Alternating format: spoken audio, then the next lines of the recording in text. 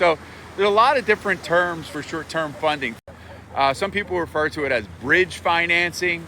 There's also what's referred to as hard money.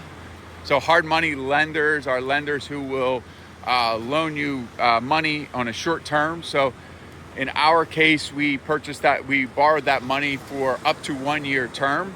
We paid interest-only payments, but it was a little bit more of a risky project or a risky investment than, when you buy your house and you get a mortgage. If you buy your own personal home, the bank's going to say, okay, the property's in good condition, you could live here tomorrow.